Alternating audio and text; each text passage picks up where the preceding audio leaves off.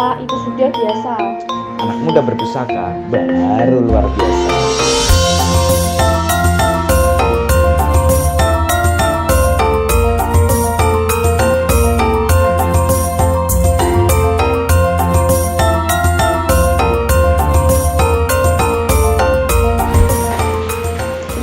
Lapar nih.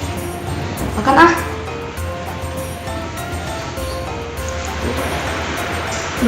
Ada keris nih. Minta di review nih kayaknya kerisnya nih. Kak, Gimana, Dek? aku tadi mau keris di meja makan nih kayaknya minta di review. Yuk. Ayo. Apa di mana ya? Betul ya? Kak? Ada apa, Kak? Ini tadi jawab aku nomor keres. Di mana, Dek? Di meja makan Pak, ini kayaknya minta di review nih kerisnya. Yuk. Oke. Assalamualaikum warahmatullahi wabarakatuh. Kembali lagi di channel Indonesia Berpusaka. Sekarang kita mau mereview keris dapur apa ini Bang? Oke, kita lihat dulu ya Dek. Mungkin dari luarnya dulu nih, warangkanya. Dari warangkanya dulu. Oke. Curiga manjing warongko. Artinya pusaka itu keris itu akan menjadi sebuah pusaka manakala sudah bersatu dengan warangka. Oke. Makanya Papa juga berusaha untuk memberi warangka terbaik yang Papa mampu. Itu Papa membuat supaya sebagus mungkin supaya itu betul-betul menjadi pusaka. Nah, kata orang Jawa begitu. Kalau dari sisi warangkanya, ya, warangka ini adalah model Gayaman Ngayuk Jogarta Hadiningrat atau sekarang ini namanya Yogyakarta. Gayaman. Gayaman itu adalah untuk acara-acara bukan resmi, ya, informal, gitu ya, bukan untuk acara-acara kebesaran, gitu ya, atau acara resmi. Bahannya warangka ini dari kayu timoho, ya, dari kayu Dengan timoho. corak yang orang-orang Ini namanya pelet-pelet kayak gini ya. Ini pelet ini alami. Jadi memang dari asli kayunya itu ada corak yang sangat indah. Ini sangat alami dan indah. Makanya di insan perkerisan sangat senang, terutama di daerah Yogyakarta itu dengan bahan kayu dari timoho. Oke. Kemudian ini dari pendoknya, ini pendok selorok, bahannya perak ini. Ini perak penuh, seluruhnya full perak dengan tatahan. Oke, ini tengahnya ditata, terus ini awak-awakannya ini yang samping ini badannya juga dari perak. Kemudian kalau dari dedernya model Yogyakarta dari kayu tayuman. Ya. Jadi kayu tayuman itu menjadi favorit baik itu di wilayah Surakarta maupun di Kesultanan Yogyakarta. Ya. Terus ini cincin biasa ini ya, modelnya widengan ini ya, model widengan. Bahannya ini dari kuningan. kuningan campur emas ini. Ini jadi ada pencampuran, bukan disepuh tapi memang ada campuran emas, tapi kadarnya tidak begitu banyak emas. Oh, iya. Oke. Selanjutnya kita lihat kerisnya ya. Oke. Bismillah. Nah, ini keris sangat istimewa, Adik. Oke. Ini dapur apa ini Bang? Nama kerisnya? Nama kerisnya ini kalau dilihat dari dapur ya, fisik ya, ini keris lok 3, ya. Terus ricikan atau ornamennya sangat sederhana, ya kan? Ada pijetan, ada tikel alis, terus di sini ada serawean, ya. Serawean ini lanjut ke keruingan, ke keruingan ya, sampai ke keruingan.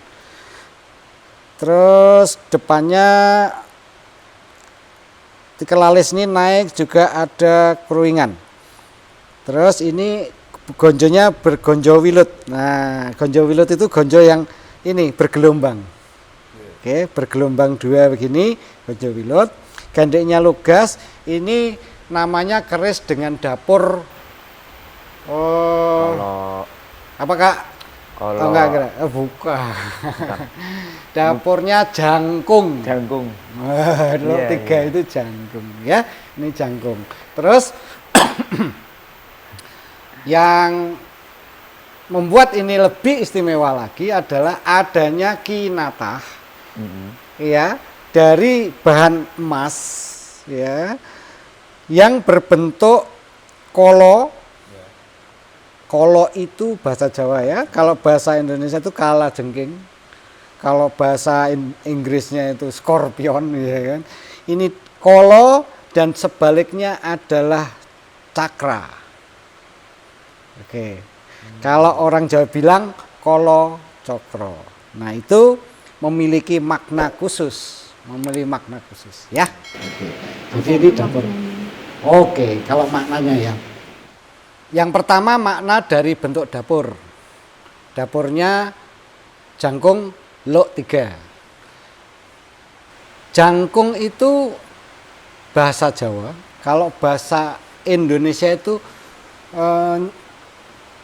perpanjangannya itu jangkungi, jinangkung. Jadi ada perlindungan. Gitu. Ada makna perlindungan. Jadi lok 3 jangkung itu ada untuk melindungi. Melindungi siapa? Pemiliknya. Nah, maksudnya adalah empu itu membuat keris ini dengan diisi doa-doa kepada Tuhan agar harapannya pemilik keris ini selalu dalam lindungan Tuhan. Dalam rangka apa? Dalam rangka mencapai cita-cita. Gitu. Jadi dalam mencapai dia cita-citanya supaya selalu dilindungi dengan Tuhan. Oleh Selalu Tuhan. Iya, selalu dilindungi oleh Tuhan. Begitu. Itu yang makna dari bentuk kerisnya. Bentuk keris itu melambangkan doa apa yang terkandung di dalam pusaka itu saat dibuat oleh empu. Empu itu seorang ahli seni sekaligus ahli spiritual.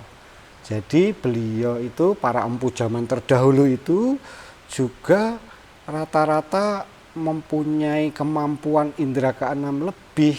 Jadi dia bisa memasukkan doa-doa itu ke dalam bilah-bilah keris pada saat membabar atau membuat keris itu. Oke, yang selanjutnya adalah makna apa ini? Kinatahnya ya. Kinatahnya tadi apa Kak namanya? Kolo cokro. Oke. Kolo cokro itu viral, mulai terkenal sejak zaman kerajaan Demak. Dalam babat tanah Jawa itu disebut-sebut juga tentang Raja Kolo Cokro. Berarti ini apa mendekati juga zaman Kerajaan Demak eranya? Oke. Kalau menurut perkiraan hasil diskusi dari teman-teman perkerisan di paguyuban yang Papa ikut di situ ya, kan di situ ada beberapa teman-teman yang memang memiliki pengetahuan lebih dan kita berdiskusi. Itu memang sempat membahas keris ini. Jadi keris ini kalau dari sisi materialnya itu material yang menunjukkan era model Majapahit ya kan, sampai ke model ke Pajang, model ke Mataram Senopatin. Tapi kalau ini Majapahit, ini materialnya material menurut perkiraan hasil diskusi itu, ini materialnya material Majapahit. Tapi kalau Majapahit itu biasanya tidak sepanjang ini. Nah, ada literatur tua dari Keraton Kasunanan Surakarta itu yang di situ menyebutkan bahwa zaman keris Tangguh Demak itu memiliki rancang bangun mirip dengan keris era Majapahit. Tapi ini panjang, jadi kemungkinan bisa perkiraan disimpulkan bahwa ini adalah tangguhnya Demak gitu ya. Demak itu kerajaan yang muncul setelah keruntuhan Majapahit. Sebelumnya Demak itu adalah salah satu kadipaten yang menjadi wilayah bagian dari Majapahit ya. Jadi Sultan pertama Demak itu Raden Patah itu adalah putra dari Raja Majapahit yang terakhir yang namanya Brawijaya yang kelima. Gitu. Jadi dia yang meneruskan. Ini Demak. Nah dulu viral kenapa? Dalam babat Demak dan babat Tanah Jawi itu diceritakan pada era setelah wafatnya Sultan ketiga, Raja ketiga dari Demak, yaitu Sultan Trenggono, terjadi perebutan pengaruh kekuasaan. Nah, pengganti Sultan Trenggono itu putranya, namanya Sunan Prawoto. Nah, tetapi Sunan Prawoto ini pada saat menjabat itu ada perlawanan atau semacam usaha pemberontakan dari saudaranya, masih saudara, dia Adipati Jipang, namanya Aryo Penangsang. Gitu. Nah, konflik itu, kalau konflik politik antar kerajaan kan bunuh-bunuhan itu. Nah, menurut cerita itu, babat itu, bahwa Sunan Prawoto akhirnya terbunuh oleh utusan prajurit dari Aryo Penangsang. Karena Aryo Penangsang memang pengen menjadi raja di Demak. Nah, Sunan Prawoto wafat, sampai istrinya juga wafat. Terus Aryo Penangsang itu juga mengirim utusan untuk membunuh menantu dari Sultan Trenggono, jadi ipar dari Sunan Prawoto, yaitu Pangeran Hadiri. Pangeran Hadiri juga terbunuh. Pangeran Hadiri itu suaminya Ratu Kalinyamat, Bupati Jepara. Bupati Jepara itu juga adik-adiknya dari Sunan Prawoto yang jadi Sultan ketiga itu wafat. Termasuk salah satu yang diincar oleh Aryo Penangsang ini adalah Adipati Pajang, namanya Adipati Hadiwijoyo. Adipati Hadiwijoyo itu menantunya dari Sunan Prawoto juga, menantunya dari Sultan Trenggono. Jadi adik ipar dari Sunan Prawoto. Jadi sudah dua korban meninggal. Nah, pada saat mengurus utusan itu, mengurus untuk membunuh